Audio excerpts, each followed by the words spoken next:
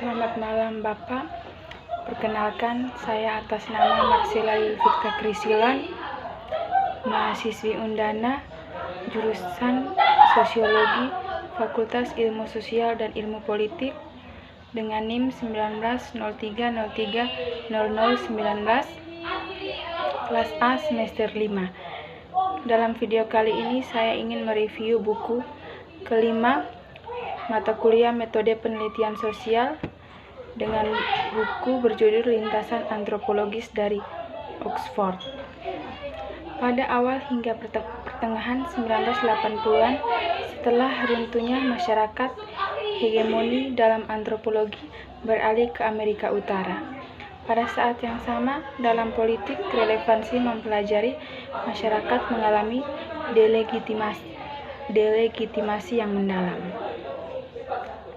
Kami yang keluar dari pascasarjana studi di Oxford harus bertanya pada diri sendiri dengan serius, apakah antropologi sosial benar-benar panggilan kita. Nilai-nilai debat intelektual dan inovasi empiris Eropa abad pertengahan tidak lagi menjadi faktor pembeda yang membuat akademisi menonjol di antara rekan-rekan mereka. Pertengahan 1980-an adalah hari-hari perubahan, keraguan teoritis, delegitimasi politik, dan keresahan profesional. Taruhan yang diambil dalam buku ini adalah meminta orang untuk menulis tentang lintasan antropologis mereka sebagai etnografi, dengan harapan bahwa apa yang mereka hasilkan akan memberi pembaca entrik unik ke dalam kontur sejarah pengalaman profesional sebuah kelompok. Dalam menerapkan cara etnografis, narasi, dan analisis untuk diri kita sendiri, dalam arti tertentu memperpanjang tradisi lama menulis tentang informan kita. Misalnya Casa Grande 1960. Pengalaman Oxford.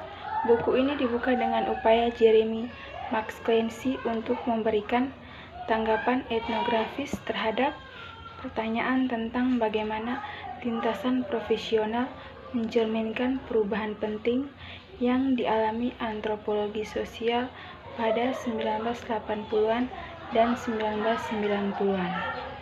Bahkan ketika pendidikan tinggi sedang diubah menjadi kegiatan industri dan penelitian ilmiah dibuat untuk menguntungkan, sikap lama pembelajaran ilmiah berdasarkan cita-cita kemanusiaan kuno tampaknya tetap tanggung.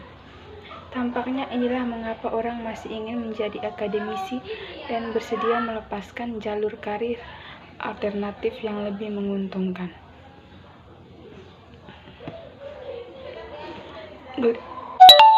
Glenn Bowman menyumbangkan karya refleksif yang terinspirasi oleh konsep Nietzsche tentang cinta, yaitu bagaimana seseorang mencintai takdirnya.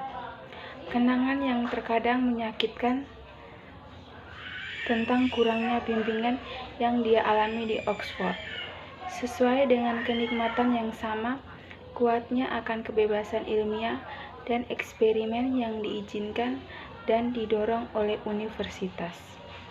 Deskripsi Martinez tentang perubahan kehidupan akademik yang terjadi di SOAS selama awal 1990-an secara khusus menggambarkan transformasi mendalam yang terjadi di universitas-universitas Inggris.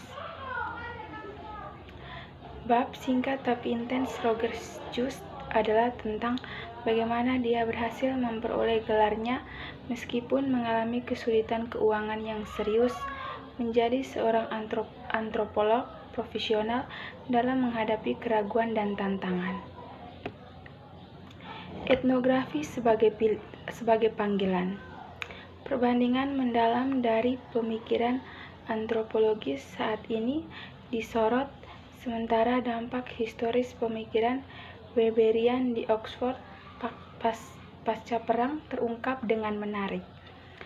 Komparativisme yang mendorong Allen dan Dumont secara perhatian David Kellner kepada para sarjana Eropa yang secara signifikan membentuk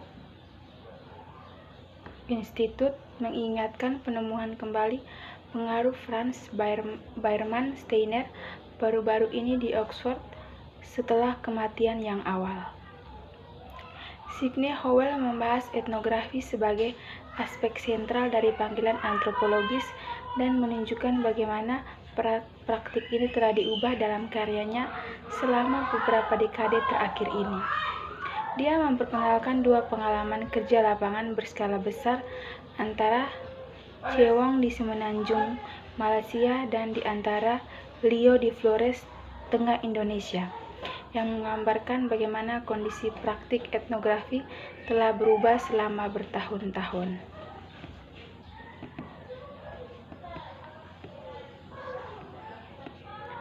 Mengapa antropologi melampaui poststrukturalisme? Sebagai penuntut bagian menyatukan 3 bab yang menyajikan pandangan yang lebih luas tentang periode di mana para kontributor volume mengembangkan karir mereka sebagai akademisi. Tim Jenkins berpendapat bahwa antropologi telah berubah jauh lebih sedikit daripada yang sering dipikirkan orang dan bahwa ia telah mempertahankan kekuatan esensialnya dalam menghadapi disiplin ilmu humaniora lainnya.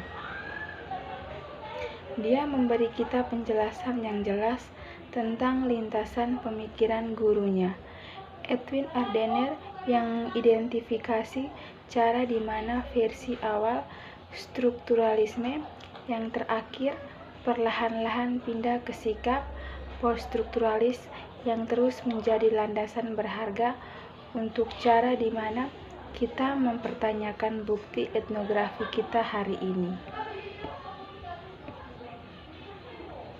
Marion McDonald dengan menarik menggambarkan rencana perjalanannya melalui proses pembongkaran strukturalisme seperti yang terjadi di Oxford pada awal 1980-an dan memaparkan penemuan teoritis yang dia buat di sana. Kursus karirnya selanjutnya melalui Cambridge, Brunel, dan kembali ke Cambridge memberikan sejarah intelektual yang menarik dari lingkungan antropologi sosial Inggris yang berkembang. Melalui pengalaman kerja lapangannya yang di lembaga Uni Eropa, McDonald diteguhkan dalam komitmennya terhadap perpaduan antara etnografi dan analisis antropologis yang canggih secara epistemologis. Proposgrafi Antropologi Oxford dari 1976.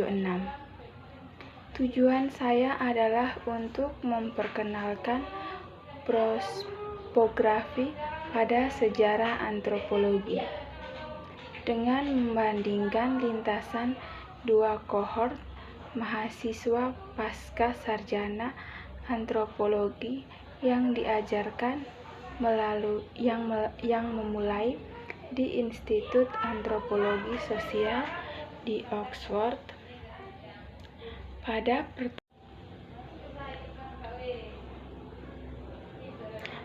pertengahan 1970-an dan akhir 1980-an.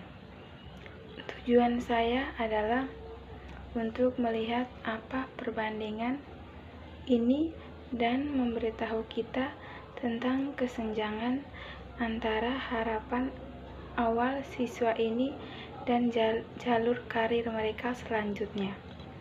Ini harus memberi kita setidaknya gagasan yang masuk akal tentang apa efek jika relevan pemotongan Thatcher tahun 1980-an atau tidak pada pemenuhan aspirasi mereka.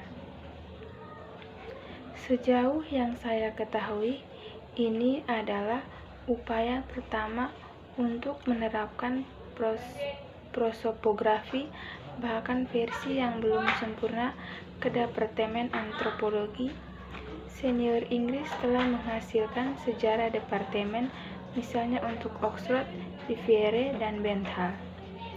Baik itu hasil review buku kelima mata kuliah metode penelitian sosial.